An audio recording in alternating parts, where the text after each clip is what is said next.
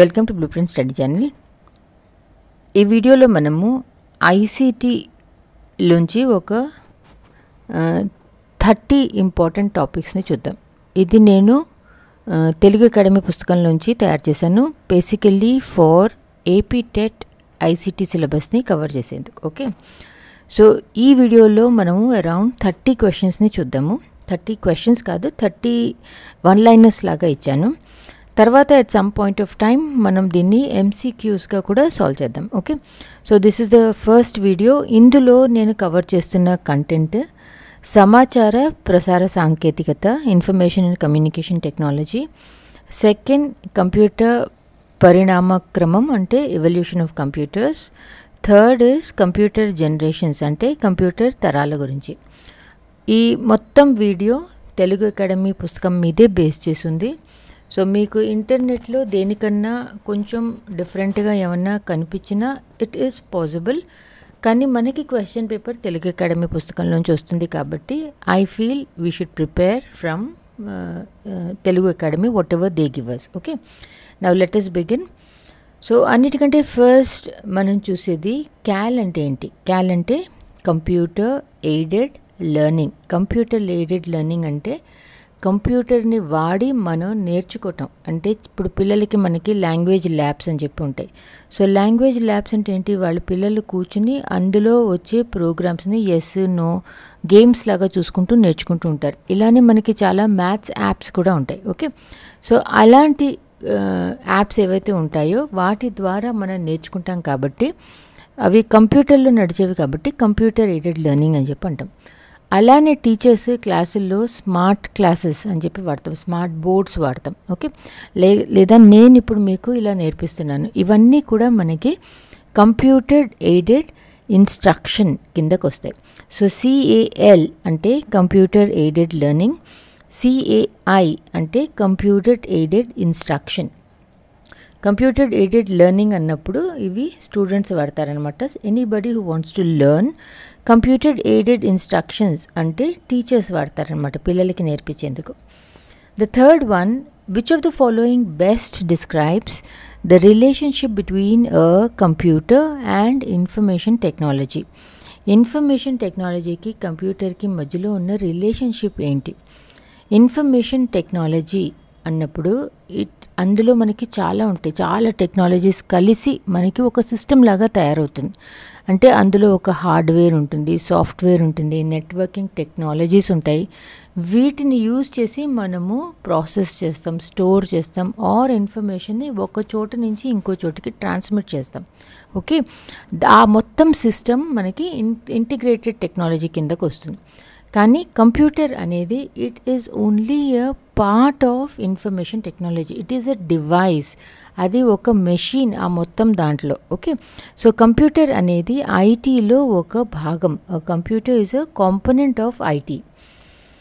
Fourth one, John Napier అన్న ఆయన ఏం కనుక్కున్నారు? జాన్ నేపియర్ అన్న ఆయన లాగరిథమ్స్ని కనుక్కున్నారు. ఓకే, ఈ లాగరిథమ్స్ అనేవి మనకి కాంప్లెక్స్ మ్యాథమెటికల్ క్యాలిక్యులేషన్స్ని సింప్లిఫై చేయడానికి వాడతాం. ఈయన ఈ లాగరిథమ్స్ని కనుక్కున్న తర్వాత అది మనకి కంప్యూటేషన్ని, మల్టిప్లికేషన్, డివిజన్ని ఫాస్ట్గా చేయటం అనే దాన్ని రెవల్యూషనైజ్ చేసింది. So what you have to remember is, ఎవరు what did John Napier invent అని అడిగినా logarithms were invented by whom అన్నా కూడా జాన్ నేపియర్. ఈ రెండు మీరు గుర్తుపెట్టుకోవాలి. Fifth one, the slide rule was invented by. Slide rule అనేది it is a analogue computing device. ఇది కూడా వీళ్ళు మల్టిప్లికేషన్కి, డివిజన్కి వాడుకుంటూ ఉండేవాళ్ళు. ఇది నేను ఎప్పటి సంగతి చెబుతున్నాను, ఇది 1621 గురించి. ఆ టైంలో మామూలుగా మాన్యువల్గా కాకుండా మెషిన్స్ అనేవి కొత్తగా తయారు చేయడం మొదలుపెట్టారు. అప్పటి సిచ్యువేషన్స్ ఇవన్నీ. ఓకే, సో స్లైడ్ రూల్ అనేది it is a key tool in scientific calculations before the advent of electronic calculators. So slide rule ఎవరు ఇన్వెంట్ చేశారు అంటే విలియం అవుట్రెడ్ అని చెప్పి గుర్తుపెట్టుకోవాలి. లేదా విలియం అవుట్రెడ్ ఏం కనుక్కున్నారు అంటే స్లైడ్ నియమాన్ని, స్లైడ్ రూల్ని అని గుర్తుపెట్టుకోవాలి. Sixth one, blaze pascal and his mechanical calculator. Blaze pascal అనే ఆయన ఒక మెకానికల్ క్యాలిక్యులేటర్ని కనుక్కున్నారు. సో ఇది కూడా ఒక computer device. It's a mechanical calculator and it use to perform basic arithmetic operations. Basic arithmetic అంటే ఏంటి? Plus minus, division and multiplication. వాటిని కూడా కనుక్కునేందుకు ఏం ఉండేవి కాదు. కాబట్టి అప్పుడు ఈ మెకానికల్ క్యాలిక్యులేటర్ అనేది this was one of the first ones. ఎవరు కనుక్కున్నారు? Blaze pascal. ఓకే, ఆయన ఏం కనుక్కున్నారు? Mechanical calculator. 7th Charles Babbage. ఈయన పేరు మనం చిన్నప్పటి నుంచి వింటూనే ఉన్నాము. చార్ల్స్ బ్యాబేజ్ ఎవరు అంటే he is the father of computers అని గుర్తుపెట్టుకోవాలి. Who is the father of computers అని అడిగినా కూడా చార్ల్స్ బ్యాబేజ్ అన్నది మనకి గుర్తుపెట్టుకోవాలి. ఈయన he is known because of his designs for the analytical engine. ఎందుకంటే ఈయన తయారు చేసిందే first early mechanical general purpose computer కిందకు వస్తుంది. సో 8th చార్ల్స్ బ్యాబేజ్ దేనికి మనకి ఏం ఫైండ్ అవుట్ చేశారు? ఓకే, చార్ల్స్ బ్యాబేజ్ ఇందులో ఫస్ట్ 7thలో ఏంటి, మనము ఆయన్ని ఏమని రెఫర్ చేస్తాం, ఏమని పిలుస్తాం అని చెప్పి ఉంది. ఆయన ఏం మనకి కనుక్కున్నారు? Charles Babbage is credited with designing which of the following computing devices అన్నప్పుడు ది అనలిటికల్ ఇంజిన్ అనేది గుర్తుపెట్టుకోండి. Next, who is credited with pioneering the use of punched cards for data processing. Data processing కోసం punch కార్డులను ఉపయోగించటంలో మార్గదర్శకత్వం వహించిన ఘనత ఎవరికి దొరుకుతుంది? Hermon హోలెరిత్ is the answer. Punched cards అనేవి కూడా డేటా ప్రాసెసింగ్కి వాడుతూ ఉండేవాళ్ళు.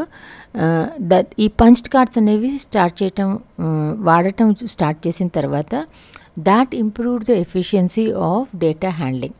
దీన్ని ఫస్ట్ వాళ్ళు 1890 యుఎస్ సెన్సెస్లో వాడారు. సో ఇది కూడా మీరు గుర్తుపెట్టుకోవాలి. దేనికి ఫస్ట్ టైం పంచ్డ్ కార్డ్స్ని ఎక్కడ వాడారు అంటే యుఎస్ సెన్సెస్, అంటే పాపులేషన్ క్యాల్కులేషన్ కౌంటింగ్ ఎప్పుడైతే చేస్తారో 1890లో ఈ పంచ్ కార్డ్స్ని ఫస్ట్ టైం అందులో వాడారు.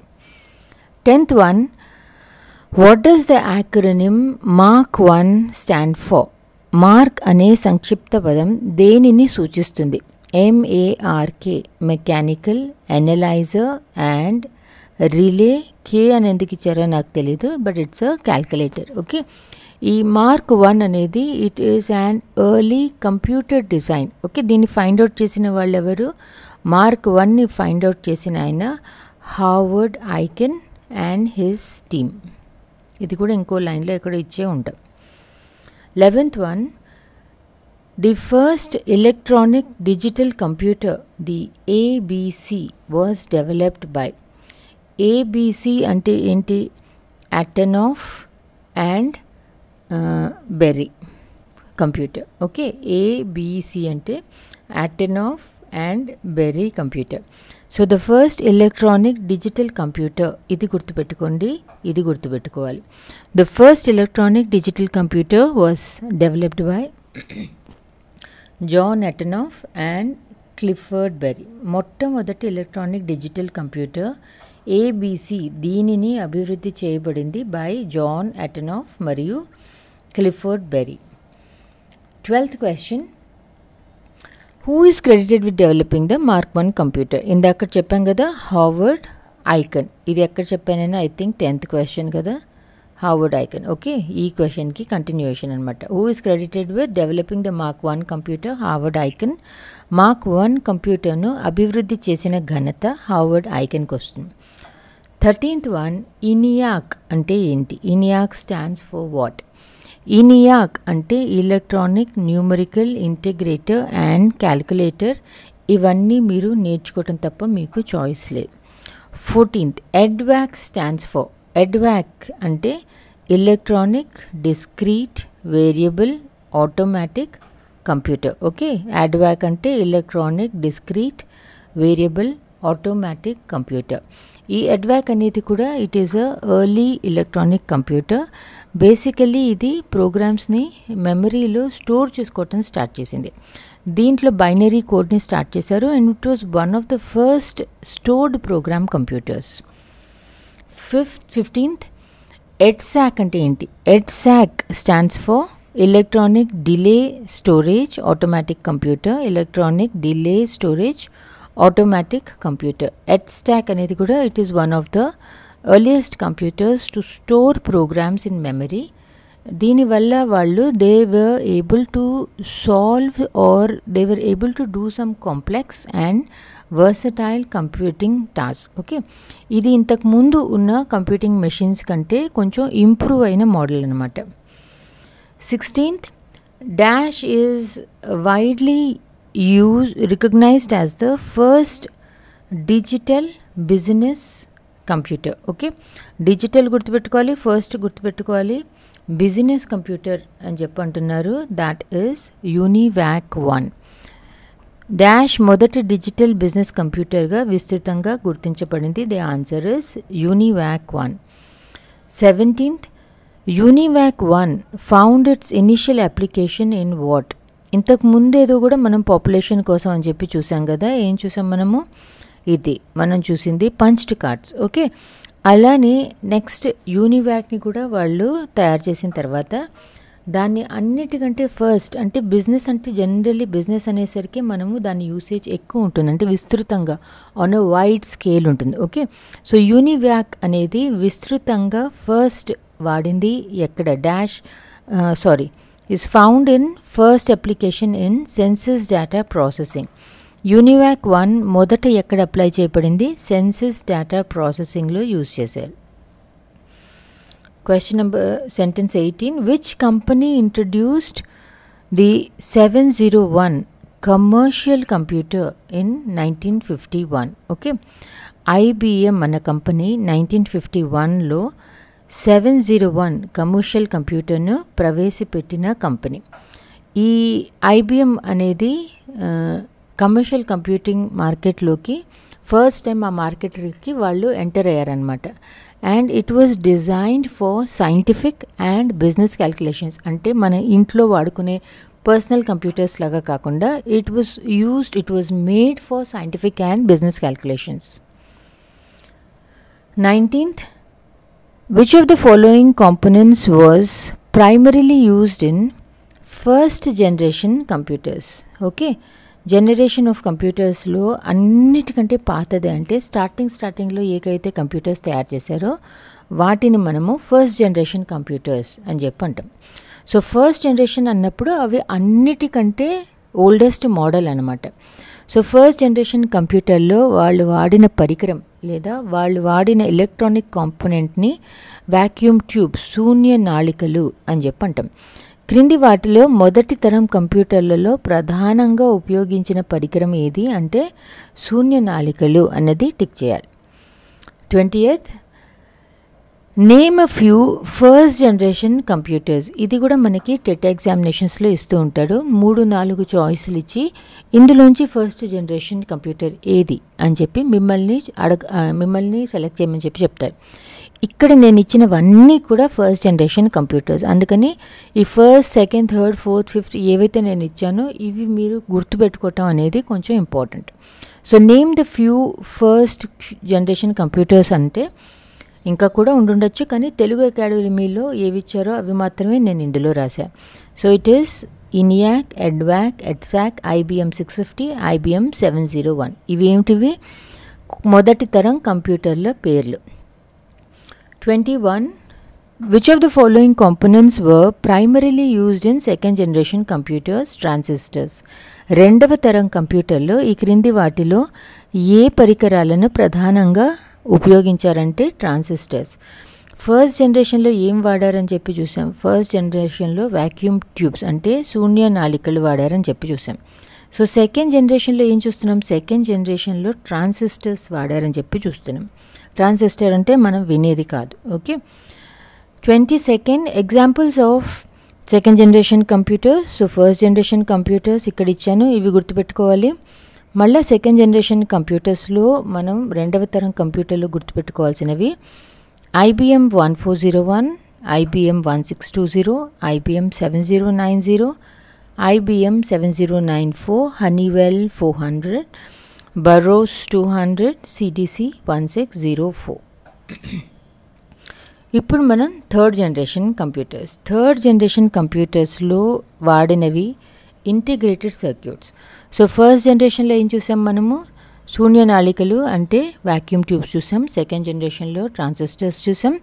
థర్డ్ జనరేషన్లో వాడిన కాంపోనెంట్ అంటే వాడిన పరికరాన్ని ఇంటిగ్రేటెడ్ సర్క్యూట్, సమీకృత వలయం అని చెప్పి అంటాం. మూడవ తరం కంప్యూటర్లో ఈ క్రింది వాటిలో ఏ కాంపోనెంట్లు ప్రధానంగా ఉపయోగించబడ్డాయి అంటే మీరు సమీకృత వలయం, ఇంటిగ్రేటెడ్ కాంపోనెంట్స్ సర్క్యూట్స్ని టిక్ చేయాలి. సో దీనికి ఎగ్జాంపుల్స్ ఏంటి, మూడవ తరం కంప్యూటర్లో ఏంటి ఎగ్జాంపుల్స్ అన్నప్పుడు IBM 360, ICL 1900, CDL 6600, NCR 395 గుర్తుపెట్టుకోవాలి. 25th fourth generation, which of the following components was primarily used in fourth generation computers అంటే మైక్రోప్రాసెసర్స్ అని గుర్తుపెట్టుకోవాలి. సో మళ్ళీ రివైజ్, ఫస్ట్ దాంట్లో వాక్యూమ్ ట్యూబ్స్ అంటే ఏంటనుకున్నాం, ఏంటి దట్ వర్డ్, శూన్య నాళికలు. ఓకే, ఫస్ట్ జనరేషన్లో శూన్య నాళికలు are vacuum tubes. Second we have seen transistors. Third వన్లో మనం చూసింది ఇంటిగ్రేటెడ్ సర్క్యూట్స్ అంటే సమీకృత వలయాలు. And in the fourth generation computers ఉన్నది మైక్రోప్రాసెసర్స్. ఓకే, దీనికి ఎగ్జాంపుల్స్ ఏంటి, ఫోర్త్ జనరేషన్ కంప్యూటర్స్లో మనం గుర్తుపెట్టుకోవాల్సింది IBM 370 సిరీస్ అంటే లైన్గా చాలా వచ్చాయన్నమాట. ICL 2900 series, POP2, MITS, SCRAP1 and Apple II. 27 Which of the following technologies is associated with fifth generation computers లో ఆర్టిఫిషియల్ ఇంటెలిజెన్స్ టెక్నాలజీస్ని వాడారు. అంటే మనకి ఇప్పుడు ఉన్న ఇంటెలిజెన్స్ అనమాట ఇది. ఈ క్రింది టెక్నాలజీలో ఏది 5వ తరం కంప్యూటర్లతో సంబంధం కలిగి ఉంది అంటే artificial intelligence is your answer. 28th ఇక్కడి నుంచి మనకి కంప్యూటర్ గురించి స్టార్ట్ చేస్తున్నారు బుక్లో. సో ఫస్ట్ అసలు కంప్యూటర్ అనేది ఏంటి, కంప్యూటర్ అనేది it is a part of the information technology, it's part of the system. So ఈ కంప్యూటర్ అన్న వర్డ్ మనకి ఎక్కడి నుంచి వచ్చింది, ఈ కంప్యూటర్ అన్న వర్డ్ మనకి ఏ లాంగ్వేజ్ నుంచి వచ్చింది అని కూడా అడుగుతారు టెట్ ఎగ్జామ్స్లో. అది నాకు చాలా బాధ అనిపిస్తుంది, ఎందుకంటే ఏదైతే మనం పిల్లల మీద వాడతామో దాని మీద టెస్ట్ చేయాలి, కానీ కంప్యూటర్ ఏ లాంగ్వేజ్లోంచి వచ్చింది, సైకాలజీ ఏ లాంగ్వేజ్లోంచి వచ్చింది, ఇవన్నీ టీచర్కి వచ్చినా రాకపోయినా ఏం లాభం లేదు. I don't know why they ask such questions.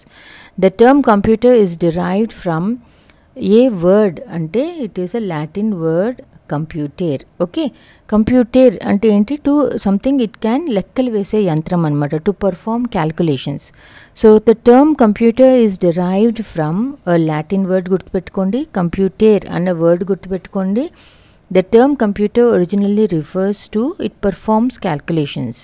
Computer అనే పదం మొదట దేనిని సూచిస్తుంది, లెక్కలు వేసే యంత్రం. This is the last question in this video. The term computer is derived from which language అని అడగచ్చు.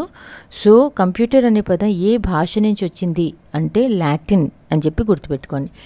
ఈ సెంటెన్సెస్ అన్నీ కూడా దీన్ని నేను మీకు ఈ పీడిఎఫ్ని నేను టెలిగ్రామ్ ఛానల్లో షేర్ చేస్తాను, బ్లూ ప్రింట్ స్టడీ ఛానల్. మీకు కావాలి అంటే మీరు అక్కడి నుంచి డౌన్లోడ్ చేసి చూసుకోవచ్చు.